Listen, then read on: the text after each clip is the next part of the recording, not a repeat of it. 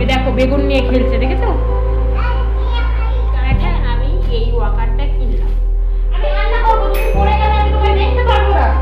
তুমি বসে যাও, বসে যাও।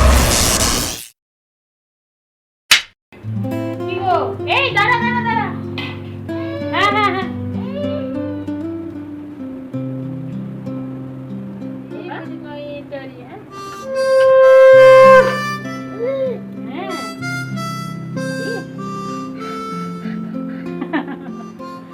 হ্যালো বন্ধুরা, এখন গুড মর্নিংও বলবো না, গুড আফটারনুনও বলবো না, কারণ এখন ঠিক 2:30 থেকে 2:45 মতো বাজে।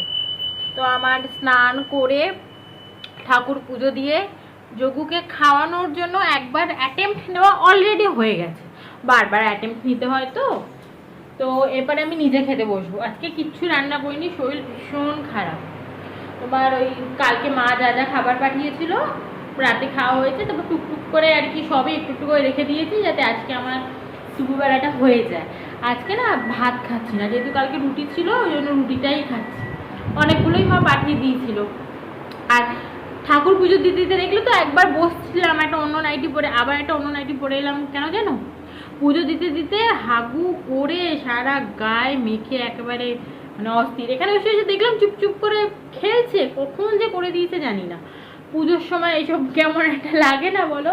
তো যাই হোক, আবার ওকে পরিষ্কার করিয়ে আবার আমি নিজেও একটু জামা কাপড়টা ছেড়ে নিলাম আর কি, নাইটিটা, তারপরে আর কি ঠাকুরকে পুজো দিলাম। আর এখন না এখানে মানে মুষলধারে বৃষ্টি পড়ে যাচ্ছে, মুষলধারে দেখো। আর হাওয়া ওড়িয়ে বাবারি, বিশাল হাওয়া পড়ছে, বিশাল হাওয়া দিচ্ছে, বিশাল। বৃষ্টিও পড়ছে বেশ ভালো জোরে, কিন্তু গরমটা কমেনি। যাই হোক, এখন আমি খেয়ে নিই, তারপরে তোমাদের সঙ্গে কথা হচ্ছে একটু।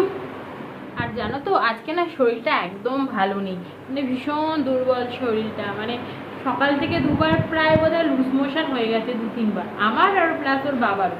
জানি না কেন। তো সকালবেলা উঠে একটুখানি নুন চিনির জল ওর বাবা তো খাই, আমিও আজকে একটুখানি খেলাম। শরীরটা খারাপই লাগছে, খুব দুর্বল লাগছে। ওই জন্য আজকে ভাত ফুটার করিনি, যা ছিল মানে ভালো লাগছে না। একটু গরম গরম ভাত খেলে হয়তো ভালো হতো, কিন্তু যা আছে ওই দিয়েই আজকে জ্বালিয়ে নেব। যা খেয়ে নিই, তারপরে কথা হচ্ছে। এই যে এই পার্সেলটার মধ্যে কি আছে বলো তো, দাঁড়াও দেখাচ্ছি। আজকে আসার কথা ছিল না, 2 দিন আগে অর্ডার করেছি, চলে এলো জানো তো।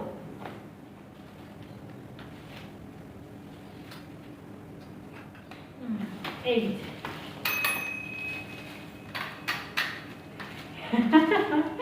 এইটা হলো যোগুর ওয়াকার, ঠিক আছে? এটা খুব একটা দাম না, একদমই কম দামি আর কি। এটা ওই 500 টাকা মতো নিয়েছে, 525 টাকা নিয়েছে এটা, ঠিক আছে? তো এমনি তো আমি ওর জন্য ভালো ওয়াকারই কিনছিলাম যখন কিনছিলাম আর কি। কিন্তু ডাক্তার বললো যে ওকে ওয়াকার দিতে হবে না।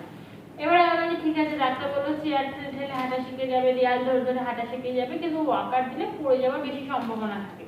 তোমরা জানবে যাদের ছোট ছোট বাচ্চা আছে, ডাক্তারকে জিজ্ঞেস করে দেখবে, ডাক্তার একদমই এগুলো। এই কারণে আমি এই ওয়াকারটা কিনলাম। এবার ওই ওয়াকারটা না ভালোই, কিন্তু একটু কমা দামি তো, মানে বেশি দামের ওয়াকারগুলো কি বলতো অনেকটা বেবি ফ্রেন্ডলি থাকে। বেবি ফ্রেন্ডলি মানে কি, মানে মানে হাঁটা চলা করার জন্য যে যে মানে কি বলবো স্পেসিফিকেশনগুলো দরকার সেগুলো থাকে। যেমন ধরো মানে বেশি স্পিডে চলে যাবে না, একটুখানি ওই কি বলবো একটু ওই দাগ দাগ দাগ দাগ কি সব থাকে আর কি, বুঝতে পারছো? ওগুলোতে অনেক কিছু থাকে। তো এটা আর কি কম দামি আর কি, ওই জন্য এটা আমি নিলাম। কারণ ও প্রায় হাঁটা শিখে গেছে, প্রায়। কিন্তু এখন কি হচ্ছে, ও যাই দেখছে তাই ঠেলে ঠেলে চলার চেষ্টা করছে, ঠিক আছে? আমাদের এই যে আমাদের এইখানে এই একটাই চেয়ার আছে, এই টেবিলটা, ঠিক আছে? আর চেয়ার নেই, সব চেয়ারগুলো হচ্ছে ভেঙে গেছে, কারণ এই টেবিলটা আজ থেকে 10 বছর আগে। তো এখন যোগু যতদিন না বড় হচ্ছে আমি ঠিক করেছি ঘরের টেবিল চেয়ার আর সোফা কিনবো না, কারণ 10 বছর ওঠানামা করছে। যা হোক, সেটা পরের কথা। তো এই চেয়ারটাকেও ঠেলে 10 বছরে চলার চেষ্টা করে। আর চেয়ারটা ভীষণ হালকা, ঠিক আছে? কারণ ভেঙে চুরে গেছে, নিচের যে গার্ডগুলো থাকে রবারের সবগুলো ভেঙে গেছে, তো পড়ে যাওয়ার সম্ভাবনা। ওই জন্য আমি ওটাকে খাওয়ার সময়টা বসি বা কোনো সময় রাখি, কোনো সময় তুলে দিই। তারপরে ওর এই যে হাই চেয়ারের এই যে ছোট চেয়ারটা, এই চেয়ারটার উপরও এখন ঠেলে ঠেলে চলার চেষ্টা করে, তারপর চেয়ারটার উপর ওঠার চেষ্টা করে। ওই জন্য ওটাকে আজকেই আমি তুলে রেখেছি ওপরে। তো ওই জন্য আমি এইটাকে অর্ডার করলাম, ঠিক আছে? তাহলে এইটাকেও ঠেলে ঠেলে চলবে, তাড়াতাড়ি আর কি হাঁটাটা শিখে যাবে।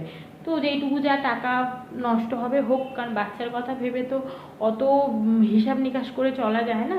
আর এমনি ওর জন্য অনেক কিছু কিনে আর কি বোধহয় ভালো দামি বোধহয় সোনা দানা হয়ে যেত, এত গাড়ি দোলনা এসব চেয়ার ফেয়ার এসব নেওয়া হয়েছে। তো ওই জন্য থাক, আর যা যাবে যাক, কারণ ভালো তো আকার কিনতামই, ডাক্তার বারণ করে দিয়েছে, ওই জন্য আমি নিইনি। তো এখন মনে হচ্ছে ছেলেটা যেভাবে চলার চেষ্টা করছে ওর একটা সাপোর্ট দরকার।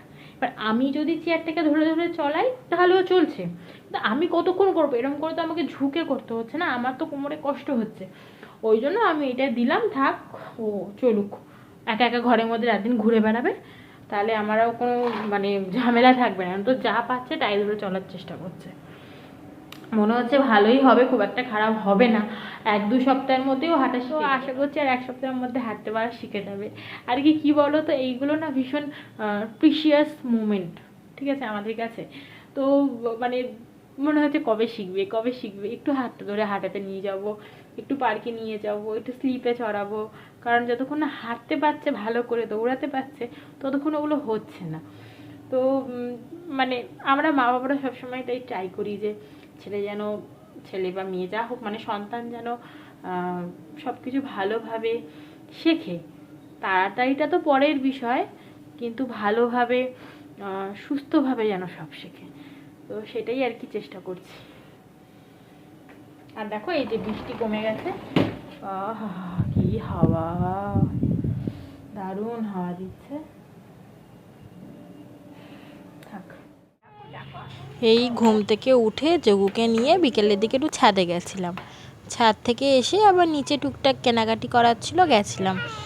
আর এখানে দেখো আমরা রোজ এই নিচে সিকিউরিটির সামনেটা বসে থাকি। এই যোগুর সিকিউরিটি দাদু যোগুর সঙ্গে খুব খেলে, আর যোগু ভীষণ ভালোবাসে ওনাকে, শুধু ওনার সঙ্গে খচরামো করবে, শুধু এত দুষ্টু। এই নিচ থেকে এলাম, আসার সময় একটু পনির কিনে নিয়ে এলাম বাইরে থেকে, আর টুকটাক একটু মুদিখানা কিনে নিয়ে এসেছি। আর এখন ভাবছি কি করবো। ওর বাবাকে বললাম যে রাতে কি খাবে, বললো যে আজকে আর বাজার যেতে হবে না, কারণ বাজার যাওয়া মানে তো সেই চিকেন আনা। ওর বাবা বললো পনির খেয়ে নেবো, পনিরটা নিয়ে আসবো। ওর বাবা অতটা পনির খেতে ভালোবাসে না, কিন্তু জানি না কেন পনিরটা খেতে চায়। তো পনিরের ওই কি ওই সাদা সাদা যে পনিরটা হয় না, আমি ওকে দেখছি আর কি ওইটা নিয়ে কি করছে। দেখো খুব একটা ভালো না জানো তো জিনিসটা, মানে আমি 50-50 দ্বন্দ্বে রয়েছি আর কি, যে পাল্টাবো না, মানে কম দামের মাল যেরকম হয়, ওই জন্য বলে না টাকা দিয়ে যদি একটু বেশি দাম দিয়ে জিনিসগুলো কেনো, হয়তো তোমার ইনিশিয়ালি অনেকটা টাকা চলে যায়, কিন্তু জিনিসটা ভালো হয়। আমি ভাবলাম থাক, এই সময় এসে আর অত ভালো দামি মালটা দেবো না, এটা কিন্তু এটা যখন তখন পড়ে যাওয়ার সম্ভাবনা আছে, খুব হালকা মালটা এটা আমার মনে হচ্ছে। যাই হোক, পনিরের ভাবছি আজকে আমি ওই কি করবো, সাদা পনির হয় না, ওই পোস্ত দিয়ে কাজু ফাজু বাটা দিয়ে ওইসব দিয়ে আর কি করে দেবো। ওকে আমি খেয়ালে রাখছি, ওটাকে ভাবছি আমি তুলেই দিই, কারণ আমি এখন রান্না করবো তো, বাড়িতে যদি পড়ে যায় তাহলে। বাবা রেখে দাও ওটা, বসে যাও, বসে যাও। না ওটা এখন নয়, আমি রান্না করবো, তুমি পড়ে গেলে আমি তোমায় দেখতে পারবো না। তুমি বসে যাও। আচ্ছা বসে যাও, বসে আমি তোকে অন্য খেলনা দেবো। আচ্ছা ফ্রিজ থেকে অন্য খেলনা দেবো। দেখো না বাবা, পড়ে গেলে আমি রান্না করতে পারবো না সোনা, তুমি পড়ে গেলে আমার কষ্ট হবে, আমি রান্না করতে পারবো না। এই জিনিসটা ভালো না, পড়ে যাবি, আমি যদি তোর সামনে না দাঁড়িয়ে থাকি তুই পড়ে যাবি। বাবা প্লিজ, বাবা প্লিজ তুমি সরো, প্লিজ আমার পাটা সরাও, প্লিজ বসে যাও প্লিজ, আমি তোমাকে অন্য কিছু দেবো। দাঁড়াও, পরে কথা বলছি। মানে জাস্ট আমার অবস্থাটা বুঝতে পারছো?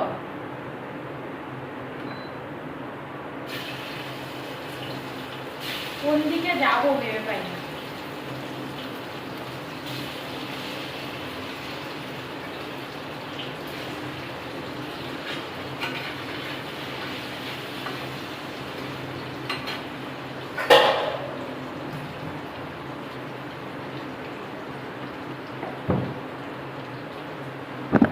যা কিছু একটা দিয়ে তো বসিয়ে দিয়েছি, ওই দেখো ওই দেখো বেগুন নিয়ে খেলছে, দেখেছো? হ্যাঁ খেলো, শান্তি পাই, খেলো। এই কোলে করে নিয়ে রান্না করাটা না যেন খুব কষ্টকর। এখন মনে হয় কেউ একটা পাশে থাকলে তাকে দিয়ে রান্নাটা করতাম, ভালো হতো। তো কী আর করা যাবে, এইভাবেই চলতে হবে। আর এখানে দেখো আমি কাজু বাদাম পোস্ত এগুলোকে একটু বেটে নিয়েছি, বেটে কষিয়ে ওর মধ্যে একটু দুধটাকে গরম করে দিয়ে আবার ভালো করে কষিয়ে নিয়ে ওই পনির আর আলুটাকে দিয়ে দিচ্ছি। আর এখন কষানো হয়ে গেলে ভালো করে ওর মধ্যে একটু আগে থেকে ভেজে রাখা বেরেস্তা দিয়ে দিচ্ছি।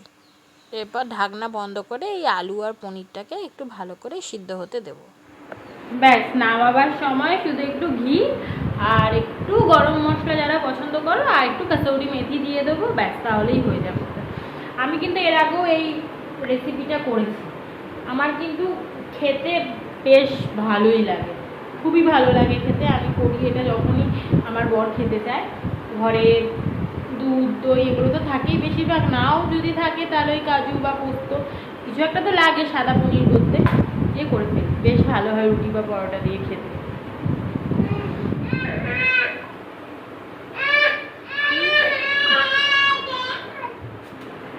এই গরমে একটু কফি খেতে ইচ্ছা করলো, গরম না ঠান্ডা ভেবে বোঝা মুশকিল। বৃষ্টি হচ্ছে কিন্তু ঠান্ডা লাগলেও সেটা গরমই লাগছে। কি আর করবো, একা একাই খাই, ওর বাবা তো আসেনি। মনে মনে ভাবি কবে ছেলেটা বড় হবে, একটু আমার সঙ্গে খাবে, একটু আমার সঙ্গেও কোম্পানি দেবে, জানি না কবে হবে। এখন একাই খাই, একার নামই জীবন। হ্যাঁ, কবে খাবে কফি? তোমাকে এখন দেখানো যাবে না, তুমি ন্যানা রয়েছো। হ্যাঁ না, তুমি এখন ন্যানা আছো, তোমাকে দেখানো যাবে না, সবাই দেখে নেবে না, সবাই দেখে নেবে হচ্ছে।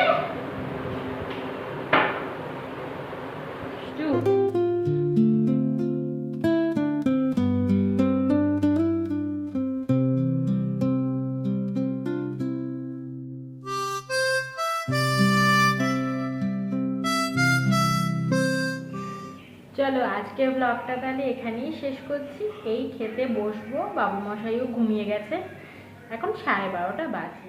তো চলো ব্লগটাকে আজকে এখানেই শেষ করছি।